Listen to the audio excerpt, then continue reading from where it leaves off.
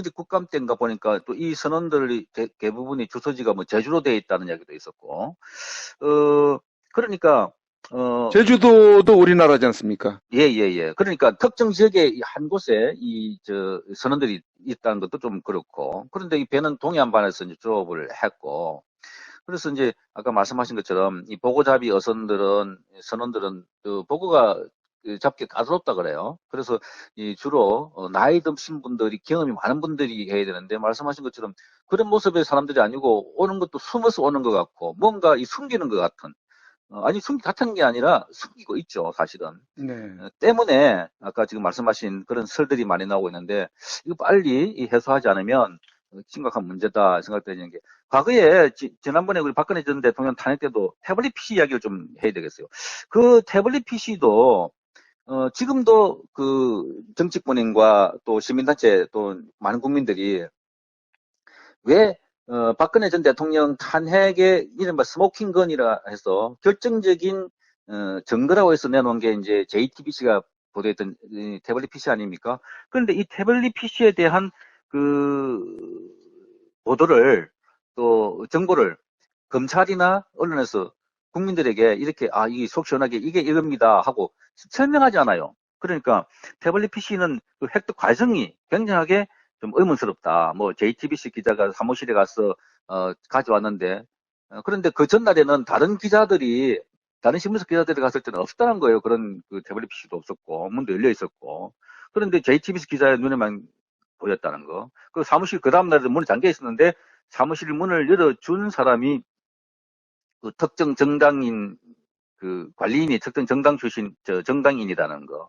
뭐 그다음에 이 가장 중요한 거 이 태블릿 PC 실 소유자가 그건 검찰은 최순실 씨라고 했는데 최순실 씨는 일관되게 자신의 것이 아니라고 밝히고 있습니다. 네. 그런데 얼마 전에 신혜원 씨라고 과거 그 박근혜 전 대통령 그 선거 대선 때 캠프에서 캠퍼스 일했던 사람이 예, 자기가 거라고 밝혔어요. 네. 예.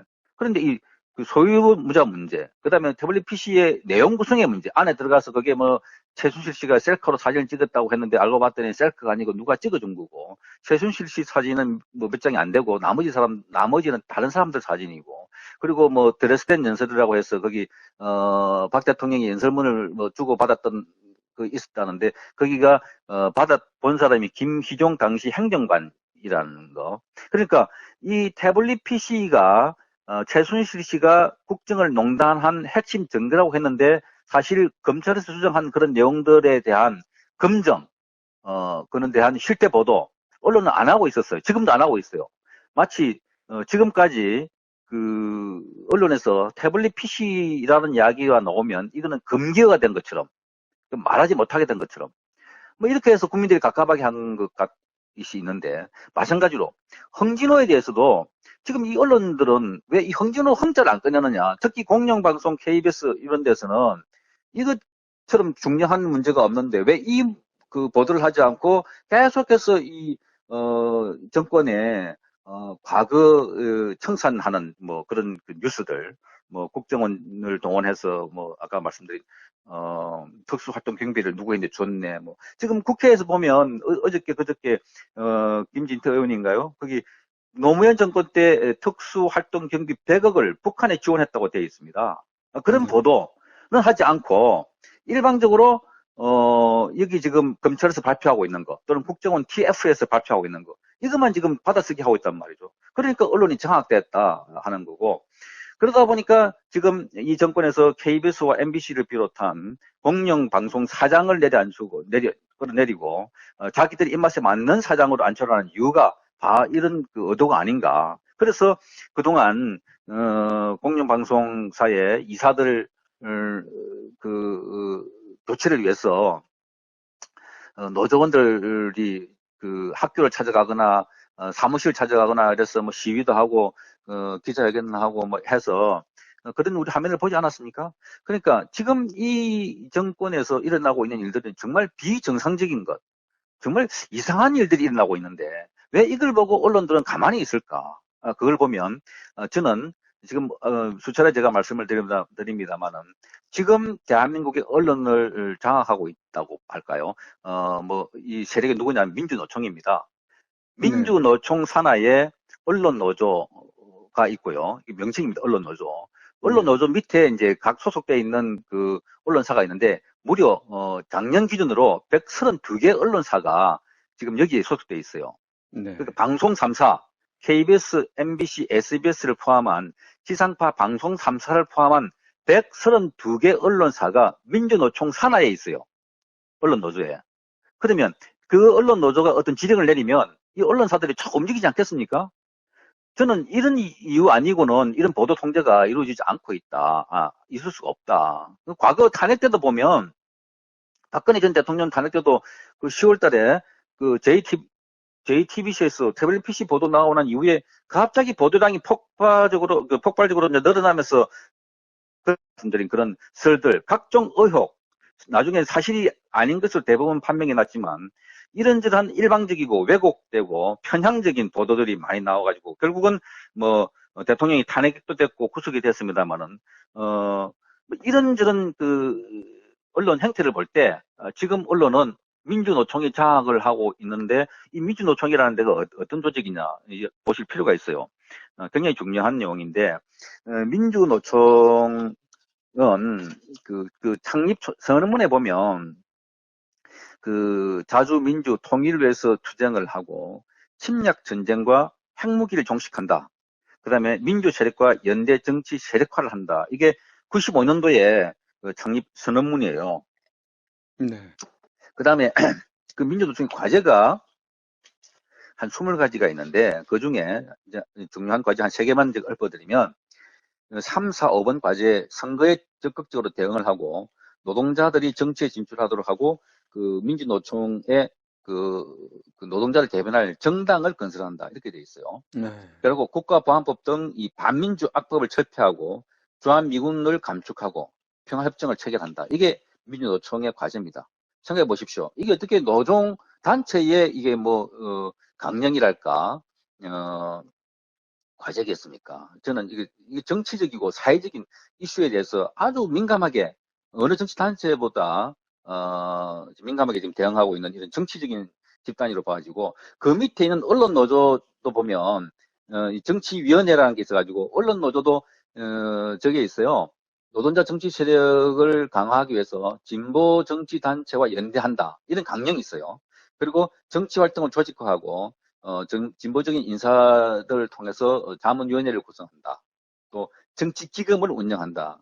이게 이제 언론 노조 강령입니다. 사실 이게 언론 단체가 할 강령이겠습니까? 이걸 보면 오늘날 언론 노조가 어떤 어떤 보도 행태를 보고 있는지 이해가 될 만한 상황들이고 지금 그 정권이 탄생할 때도 문재인 대통령이 이제 5월 9일날 그 선거를 해서 이제 출범을 했는데 그때 4월 24일 날 그러니까 선거 전에 한 일주일 전이죠. 언론 노조하고 문재인 그 후보 간에 정책 협약식을 맺었어요. 그러니까 언론 노조 간부들 쫙한 15명 정도 하고 문재인 그 캠프하고 사진 찍은 것까지 공개를 했었는데 그때 많이 보도는 안 됐습니다만 자, 이런 것들이 지금의 언론이 어떤 형태를 보인다는 걸 설명해 주는 것이 아닌가 이런 걸 볼 때 지금 대한민국은 굉장히 위험한 상황에 있고 어떻게 보면 모든 정부는 한쪽 눈은 가리고 한쪽 귀는 가리고 본다. 그래서 그야말로 언론은 자유롭고 독립적이고 공평하게 보도를 해야 되는데 그렇지 않다는 거하고 그러면 왜 문재인 정권이 KBS와 MBC 사장을 이렇게 교체하려 하고 여론이 안 좋은데도 하려고 하나 저는 볼 때 지난번에 탄핵을 할 때 언론 노조 중심을 해서 민노총에서 굉장히 많은 역할을 하지 않았습니까? 그러니까 그거에 대한 보답이 아닐까 어떤 의미에서 보면 그래서 지금 KBS와 MBC 두 공영 방송을 언론 노조에게 돌려주려고 하는 것. 그 언론 노조가 주축이 돼가지고 지금 뭘 움직이려고 하는 이런 상황이 아닌가 이래 볼 때 지금 대한민국의 정체성과 우리의 그 나아갈 방향 등을 볼 때 지금 굉장히 위험한 상황이다. 이걸 국민들이 아셔야 되고 언론인이 알아야 되고 해야 되는데 글쎄요. 지금 국민들이 몰라서 그러는 건지 알면서도 이 정부를 지지를 한다고 하는데 옳은 방향이라서 지지를 하는 건지 저는 이해가 되지 않습니다. 네. 요 문제는 조금 별개의 문제일 수가 있는데, 요 며칠 전에 국감장에서 고용주 이사장에 대한 그 국감이 있었지 않았습니까?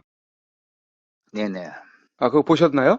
예, 봤어요. 아, 그때 그 위원장과의 그 설전이 좀 있었는데, 그 고용주 이사장이 이제 쉬는 시간에 그 아마 그 자유한국당 쪽에 어떤 그 좀, 저기 그 와달라는 요청을 받고 가서 좀 뭐 이야기를 나눴던 문제가 있었던 모양이에요.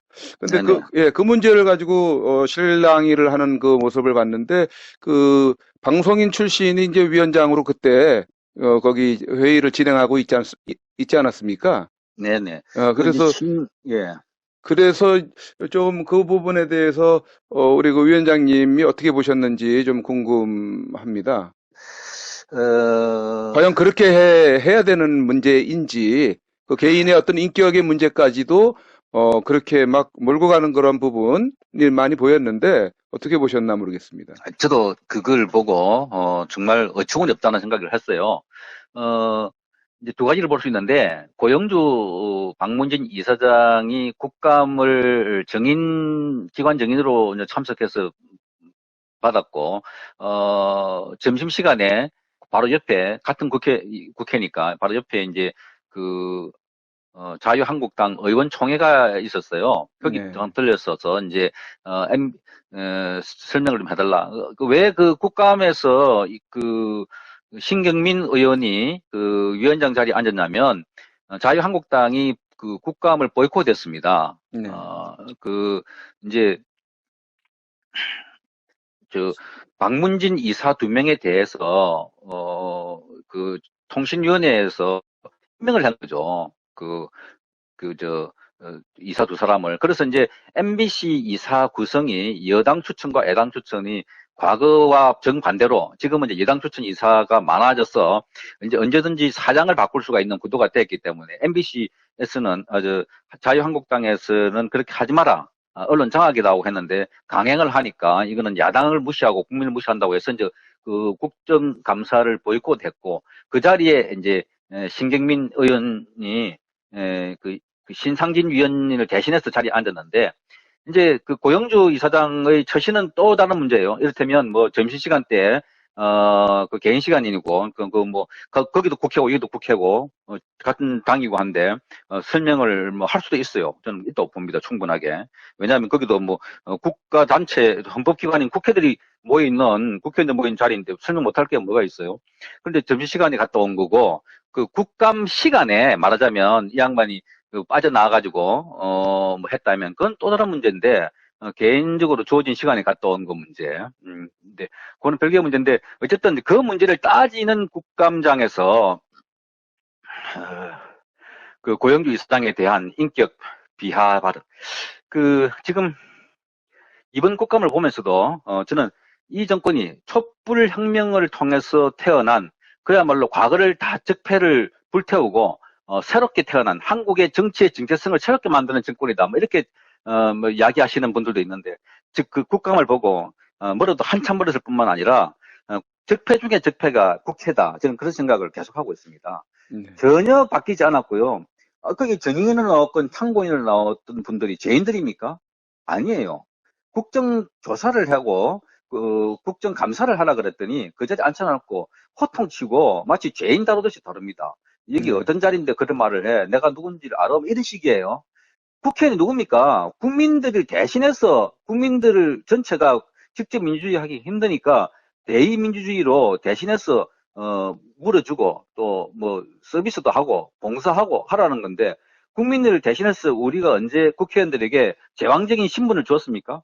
우리가 언제 국회의원들에게 황제 같은 권력을 주었습니까? 아니에요. 그러니까 이 국회의원들이 착각해도 아주 큰 착각을 하고 있는데 거기서 호통치거나 고함 지르면 국민들이 자기들 보고 시원하다 잘했다고 할 줄 아는데 천만의 말씀입니다. 아주 비인격적이고 정말 불쾌하죠, 보기에도. 보기에 불쾌할 정도가 아니라 어떻게 저런 사람을 국회의원 뽑았나 저 사람 지역구가 도대체 어딘가 싶을 정도예요. 그러니까 왜 대한민국 국회의원들은 그 참고인이나 증인으로 나온 분들에게 잠잠하고 조용하면서 논리적으로, 원래 논리적으로 설명하지 못하면 고함을 지릅니다. 네, 그렇잖아요? 예. 맞습니다. 예. 그래서 볼 때, 저도 갑자기 방망이를 두드리고 내려오더니 정인석에 가가지고 설전을 벌이고 참 보기, 말하자면, 꼴불견입니다. 이런 일들, 정말, 일어나서는 안 되는 일들이 지금 대한민국에서는 상식처럼 일어나고 있는 것에 저는 사실은 지금 붕괴하고 있습니다. 그 신경민 의원이 어디 방송 출신이신가요? KBS인가 아니요, MBC인가? MBC죠. MBC였고요. 그분도 예, 이제, 앵커를 좀 하다가, 앵커 뒤에 클로징 멘트에, 소신 발언을 한다고 해서 한때 인기도, 끌었다 그래요. 이제 말하자면, 정부를 비판한 날선 그런 멘트를 많이 했는데, 그런데 저는 이제 묻고 싶어요. 그런 과거에 보수 정권에서의 언론인들이 정부를 비판한 거는 정부를 비판하고 견제하고 감시하는 기능이라는데 지금 진보 정권, 좌파 정권에 들어서는데 왜 언론들은 이 정권을 견제하거나 감시하거나 비판하지 않습니까? 이상하지 않습니까? 지금 문재인 정권이 내놓는 이런 정책들, 문제점들 한두 가지가 아닌데 이걸 물고 늘어지거나 잘못됐다고 이렇게 세게 태클을 거는 그런 방송사, 그런 신문사가 눈에 보이지가 않아요. 그러니까 지금 언론사들 방송사에 있는 노조원들이 길거리에 나와서 파업하는 이유가 과거에 정권이 이명박 박근혜 정권에서 방송과 언론인들의 탄압이 심했다. 제대로 공정 방송을 하지 못하게 한다. 이런 거 아닙니까? 그러면 지금 이 상황에서 이 정권에서는 왜 공정 보도를 하지 않습니까? 이 정권이 잘못하는 건 왜 비판하지 않습니까? 그러니까 그게 흔히 우리 내로남불이라고 하지 않습니까? 그러니까 네, 자기 편에 대한 자기 고해가 먼저 필요합니다. 말하자면 좌파가 우파를 공격하기 전에 과거에 우리는 이런 잘못을 했습니다 하고 자기 고해를 하는 게 더 나아요. 제가 네, KBS에 한 30년 기자 생활을 하고 있는데 네, 과거에 김대중 노무현 정권 시절 때 10년 동안 편파보도 한두 가지가 아닙니다.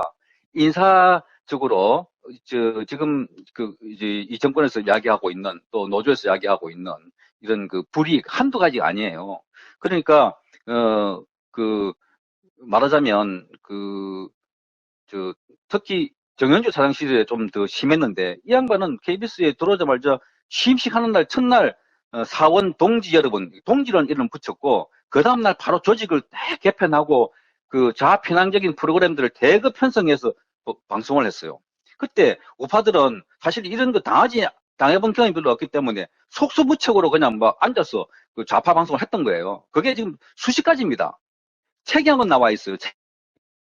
네, 이명박 박근혜 정권 때 몇 가지 사안들, 이를테면 4대강이다, 국정원 댓글이다, 몇 가지 사안들 가지고 막 세월호다, 이런 거 가지고 이제 이 좌파 성향의 노조들이, 우리 점령당했고, 언론이 망가졌다 이야기를 하는데, 천만의 말씀입니다. 제가 볼 때, 과거 좌파 정권 10년 동안에 심각하게 왜곡되어 있던 상황들을 우파 정권에서 고친다고 고치고, 바른다고 바랐는데, 그것도 이미 조직 내부 구성원들이 거의 대부분 좌파 노조로 되어 있기 때문에 고치기 힘이 들어요. 그래도 고친다고 고친 작업을 하는 과정에서 이제 파업을 하고 징계를 하고 그다음에 또 해임을 당하고 이런 게 있었는데 기본적으로 저는 좌파 정권에서 했던 그런 불공정 사례, 좌파 정권에서 했던 그런 편파보도 이건 문제를 안 삼고 왜 우파 정권에서 했던 건 문제 삼느냐? 기본적으로 지금 여당 또는 좌파 노조들은 과거 자신들이 했던 것부터 고해성사를 하고 난 뒤에 이제는 이런 공정하고도 객관적인 보도를 해서 정말로 국민들로부터 공정한 보도라는 소리를 듣도록 하자. 이런 자기 각성이 있어야 되는데 지금은 자기 진영을 강화하기 위해서 상대방을 공격하기 위한 이런 것밖에 안 보이기 때문에 이 상황들은 또 시간이 지나면 나중에 정권이 바뀐다든지 상황이 역전되면 또 다시 보복이 오고 또 시끄러지는 그런 상황이라고 보기 때문에 저는 굉장히 지금 상황을 아주 어둡게 보고 있습니다. 네, 그렇군요. 지금 모든 언론이 좌편향되고 장악이 됐다고 이렇게 보고 있는 상황인데요.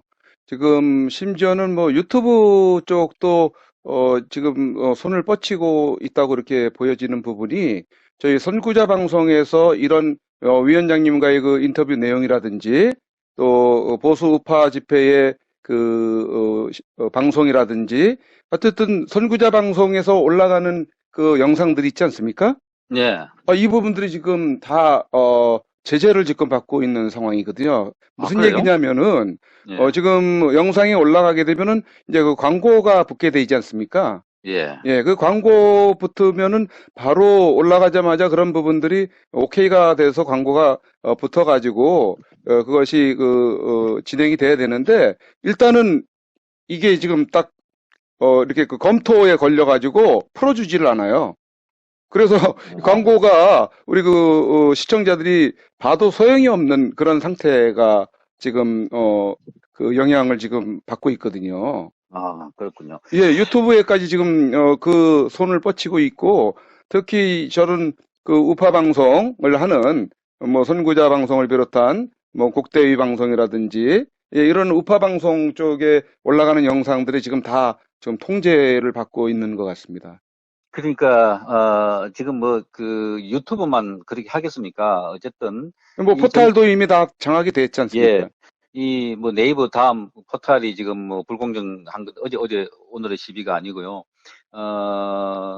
그러니까, 지난 한 정권이, 군사적인 무슨 쿠데타가 아닌 상황에서 언론이 먼저 의혹 제기와 보도를 통해서, 어, 그 말하자면 마녀사냥식으로 갖가지 그, 그- 그 보도 테러 수준의 보도를 저는 했다고 봐요. 어떤 상황 뭐 굉장히 심각했어요.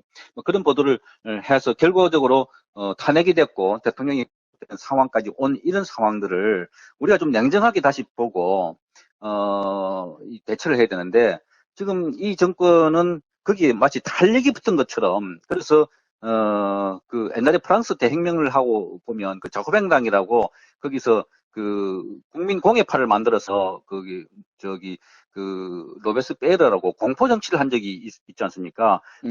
아주 그 유명했던 시절인데 저는 그게 지금 연상이 돼요.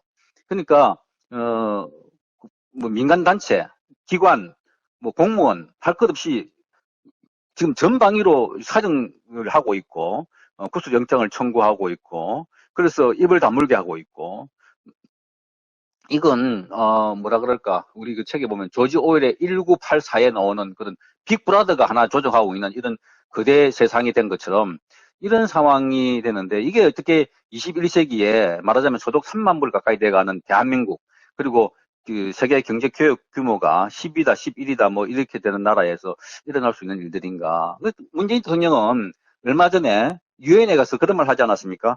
길거리에는 수백만의 촛불이 아른거리고 또 많은 사람들이 춤을 추고 음악이 있고 무용이 있으며 누구든지 어, 자유롭게 자기의 의견을 발표할 수 있고 또 누구든지 평등하게 토론을 할 수 있는 나라가 됐다. 그게 촛불 혁명이다. 라고 얘기했어요. 그런데 지금 보십시오. 누구든지 자유롭게 자기 의견을 발표할 수 있습니까? 아닙니다. 못하게 하기 위해서 재갈을 물리고 못하게 하기 위해서 반대파를 숙청하고 반대파를 지금 끌어내리려 하고 있고 그게 아닙니까? 그러니까 이 문재인 대통령이 말로 하는 거와 하고 대한민국 현실은 너무 달라요. 그래서 아까 조금 전에 말씀하신 것처럼 그 선거자 방송뿐만 아니라 이런 그 반대 반대의 논리에 있는 사람들, 자기 정책에 반대하는 사람들에 대해서 왜 그렇게 알레르기 반응을 일으키고 못 견디는지 모르겠어요. 자기들 그렇지 않습니까? 과거에 그 반대의 사람들 왜 탄압을 하냐고. 그러니까 민주주의와 이는 다양성의 사회이기 때문에 진보가 잡았어, 좌파가 잡았다 하면 보수에 대한 접근을 새롭게 해야 됩니다. 이 사람들은 어떤 주장을 하고 있나. 그런데 아예 말을 못하게 또는 그 제도적으로 봉쇄를 한다. 이건 민주국가가 아니죠. 그 말씀하신 것처럼 그런 그 선거자 방송뿐만 아니라 언론 매체에 이런 불이익을 주는 거 빨리 중단해야 됩니다. 그거 계속 이어가면 나중에 결국은 이 정부가 그대로 부메랑이 돼서 타결 입는다고 저는 보고 있습니다. 네. 지금까지 흥진호 북한 억류 사건의 그 진실을 밝혀라는 그 KBS 공영노조 의 그 성명서에 대해서 이야기를 나눴는데요. 이러한 그 부분들이 그 앞으로 이보다 더 큰 사건이 발생하더라도 어떤 보도를 할지 짐작이 되고도 남는다고 그렇게 말씀을 하시고 우려되기 때문에 이런 성명서를 발표하지 않았습니까? 네네. 그, 뭐, 생각해 보십시오. 홍진호 사건을 보면, 어떤 연상을 추론을 할 수 있냐면, 북한군이, 만약에 지상군이든 해군이든 남침을 해서 서울까지 들어와서 북한군이 자기들 확성기로 우리는 서울, 경기도 의정부까지 들어왔다라고 발표하기 전까지는 보도가 안 될 것 같아. 이런 극단적인 생각이 들어요. 네. 무슨 말인지 아시겠죠? 아, 예. 그러니까, 그, 안보는 그 국가의 제1차 그 가치입니다. 정부가 존재하는 이유도 국민의 생명과 재산을 지키는 것인데, 아니 국민 포함한 10명이 일주일 동안 생사를 몰라가지고 있는데도 전혀 모르고 있고 발표도 하지 않고 있고 대한민국은 아무것도 일도 없는 것처럼, 만약에 그 일주일 동안에 10명이 아니라 100명, 1000명, 만 명이 탄 배가 그리 갔다고 생각해 보십시오. 숫자에 비례할 뿐이지 상황은 똑같은 거 아닙니까? 그렇죠. 예. 그렇다면 이 나라 안보 구멍이 생긴 거 아닙니까? 믿을 수 있습니까? 그렇다면 아까 제가 말씀드린, 아니 북한이 대한민국을 공격해서 뭐 부서지고 깨지고 많은 사람이 다치고 난 뒤에야 북한이 발표해야 우리 아는 겁니까? 그거 아니지 않습니까? 그러니까 이건 제가 말씀드린 것처럼 심각합니다. 그것도 보통 심각이 아니고 아주 심각합니다. 예. 북한군이 남한으로 이렇게 진주를 해도, 보도를 하지 않는 상황까지도 발생될 수도 있는 어떤 그 우려도 이렇게 배제하지 못한다라는 극단적인 말씀까지 하셨는데, 그 직전에 제가 생각했던 부분이 뭐냐면은, 북한군이 지금 남침을 위한 수많은 땅굴들을 굴착해 놓고 어느 날 갑자기, 예? 북한군이 땅굴을 통해서 남한에 다 이렇게, 예, 진주에 있을 때에도 언론은 뭘 하고 있을 것인가에 대한 그 질문을 제가 말씀을 한번 좀 해드리고 싶었는데, 그렇지 않아도 위원장이 먼저 그 말씀을 하셨네요. 비슷한 그 말씀을. 지금 그렇지 않아도 저도 유튜브도 자주 보는데요. 네. 땅굴 이야기가 유튜브에서 굉장히 많이 나오고 있지 않습니까? 어마무시하죠. 예, 예. 그 말은 우선 땅굴이 있어서 징후가 있어서 하는 것도 많이 보이고, 네. 둘째, 사실은 이 정권이 이런 그 안보에 대해서 책임을 안 져주고 우리가 정부에 대한 불신감이 있으니까 조그만 건 뭔가 이상한 게 있어도 우리는 민감하게 반응을 하고 있어요, 국민들이. 혹시 네. 이게 뭔가 아닌가, 이게 뭐 튀어나올 것이 아닌가, 그거를 봐서라도 우선 언론들은 국민이 제기하는 의혹에 대해서 뭐 그것이 있지 않습니까? 흔히 그것이 알고 싶다. 뭐 그런 프로그램들 뭐 하고 있어요? 팩트 체크. 뭐 하고 있지 않습니까? 지금 JTBC 그 자랑하는 팩트 체크. 왜 팩트 체크를 안 합니까? 그죠? PD 수첩. 그동안 좌파들이 우파를 공격할 때 많이 활용됐던 그런 매체들은 왜 우파에서 우려하고 또는 국민들이 걱정하고 있는 안보 문제 이런 데 대해서는 그 눈을 감고 있고 보도를 하지 않고 있나요? 땅굴도 몇 군데 좀 주장하는 단체 찾아가서 그분들 따라다니면서 취재해보면 알 수가 있어요. 그렇지 않겠어요? 그러니까 지금 여기 대한민국에서 일어나고 있는 일들에 대해서 합리적인 의심을 해야 될 부분에 대해서는 의심을 해야 되는데, 이건 뭐 무조건 응 누른다거나 입 다물고 있다거나 눈을 감고 있어서는 안 될 문제들이죠. 이게 나중에 한꺼번에 터지면 어떻게 되겠습니까, 나라가? 그러게 말입니다. 예. 지금까지 우리 KBS 공영노조 송창경 위원장님과 전화로 홍진호 북한 억류 사건에 대한 언론의 발빠른 보도와 공정한 보도, 또 이 나라 국가 안위를 위한 그 보도를 해주시기를 위한 성명서를 말씀을 하신 부분에 대해서 이야기를 나눴습니다. 요즘에 그 KBS 공영노조에서 뭐 열흘이 멀다 하고 그냥 그 성명서를 자꾸 발표를 계속 하고 있지 않습니까?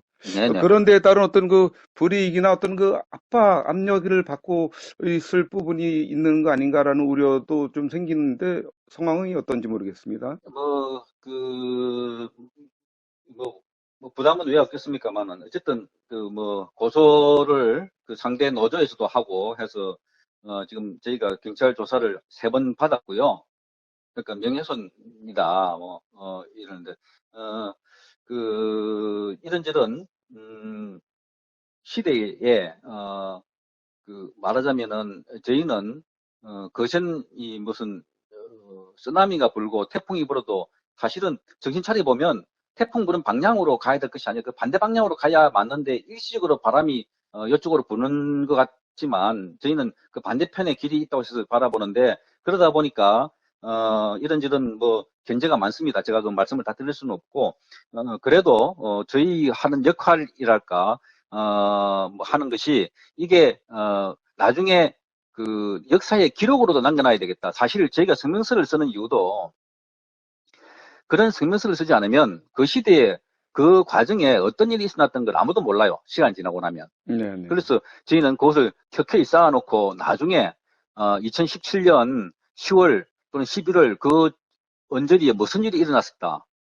언론은 뭘 보도를 했고 뭘 해야 될 보도를 안 했고 뭘 하지 말아야 할 보도를 했다는 것을 저희는 기록하는 심정으로 성명서를 쓰고 있는데 글쎄요 이게 언제까지 갈 수 있을지 많은 뭐 저희도 내부적으로 사람이 얼마 안 되기 때문에 좀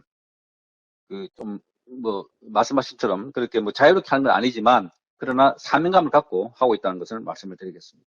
예, 뭐, 좀 시간이 좀 흘러갔지만은, 그 예, 일전에 우리 그 1인 미디어 유튜브가 이제 그 KBS 공영노조에서 발표하는 성명서를 7개 유튜브사가 생방송을 한 적이 있지 않습니까? 네, 예, 그 많은 분들이 이제 시청을 하셨는데 지금 대한민국의 이러한 그 상황을 기존 언론들이 제대로 보도를 해주지 않고 있음으로 인해서 많은 국민들이 눈과 귀를 가리고 있는 상황에 지금 1인 미디어들이 그 틈바구니 속에서 그 역할들을 뭐 나름대로 지금 하고 있는데 이에 대해서 우리 그 언론인으로서 위원장님께서 어떤 뭐 치아의 또 격려의 말씀을 좀 한마디 해 주실 부분이 있다면 좀 해 주시기 바랍니다. 뭐 제가 무슨 그런 자기 인사도 아닌데요. 예. 어쨌든 이게 저희는 저기 그 말씀하신 것처럼 예, 예, 역사의 기록으로 남기기 위해서 그 성명서를 발표한다고 하지 않았습니까? 네, 예, 네, 마찬가지로 이 1인 미디어들도 지금 만약에 1인 미디어들이 이런 걸 방송해 주지 않고 있다면은 정말 이쪽 우파 쪽에서의 모든 활동들은 다 역사의 기록이 없어지는 거거든요. 맞습니다. 예, 그런 측면에서 봤을 때 저 하실 지금 말씀이 있을 것 예, 같아요. 뭐 제가 오랫동안 말씀을 드려서 이제 정리를 해야 될 것 같은데 그 1인 미디어는 사실 지금 폭발적으로 성장하고 있습니다. 네. 아시겠지만 불과 1, 2년 전에 조회수가 10,000건이 안 됐던 것이 지금 10만 건이 넘어가는 경우는 허다합니다. 무슨 네. 말인가 하면 제도권 미디어에 대한 불신감이 지금 그 비교적 자유로운 장치인 1인 미디어로 넘어왔다는 거예요. 그러니까 제도권 미디어, 지상파 텔레비전과 신문에서 보도 안 되고 또 보도를 못 하고 있는 것, 뭐 이런 것들을 1인 미디어에서 비교적 자유롭게 상세하게 보도를 하니까 넘어온 거고, 그래서 제도권 그 미디어에 대한 불신감이 워낙 많아서 이제 텔레비전과 신문을 안 보겠다 하는 분이 많아요. 네. 저도 많은 그 우파 시민들에게 이렇게 이야기합니다.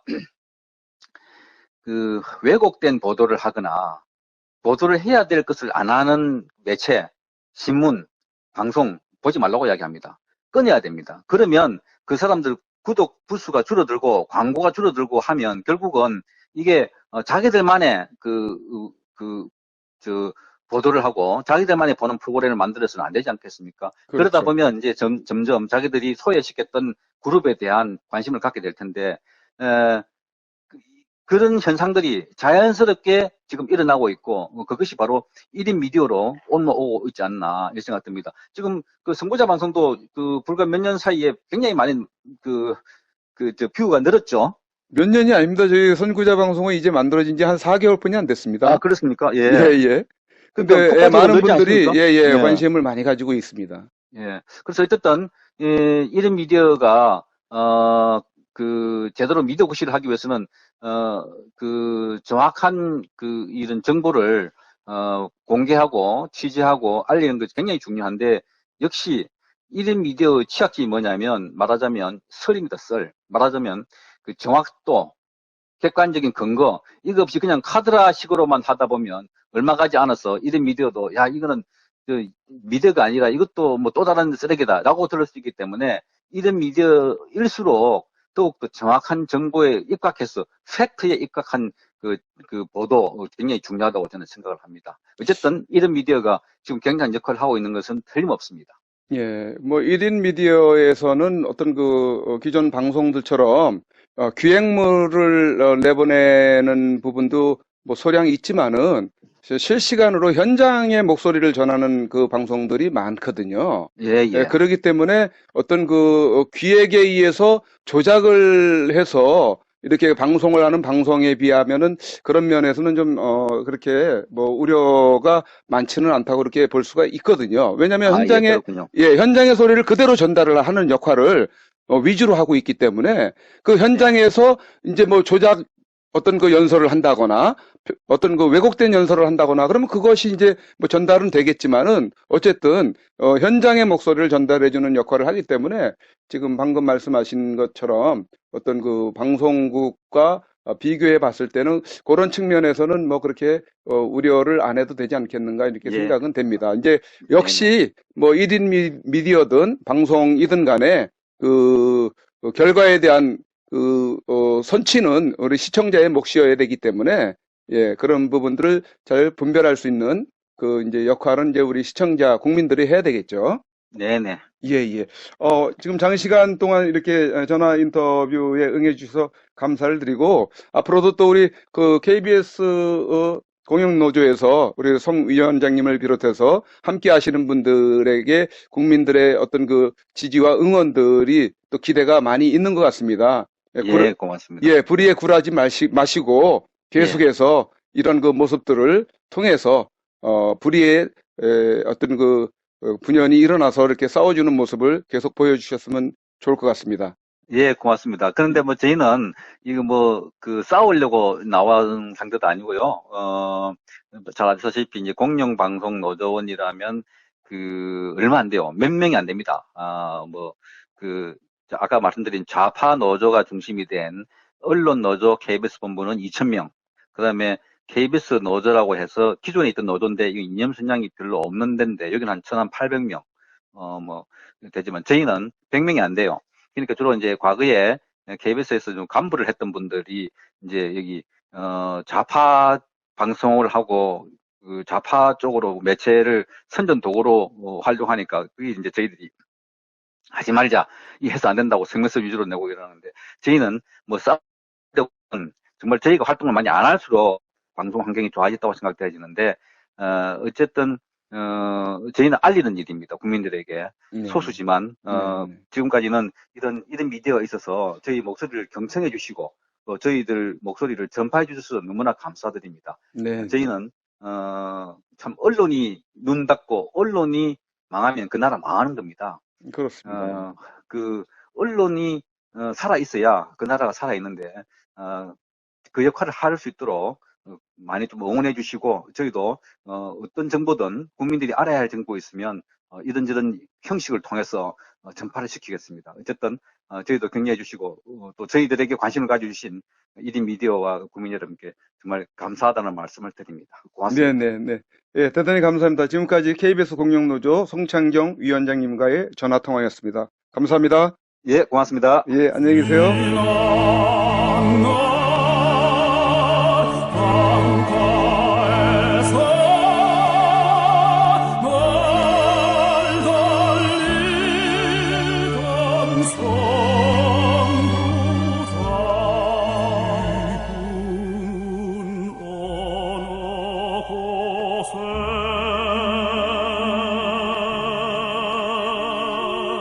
고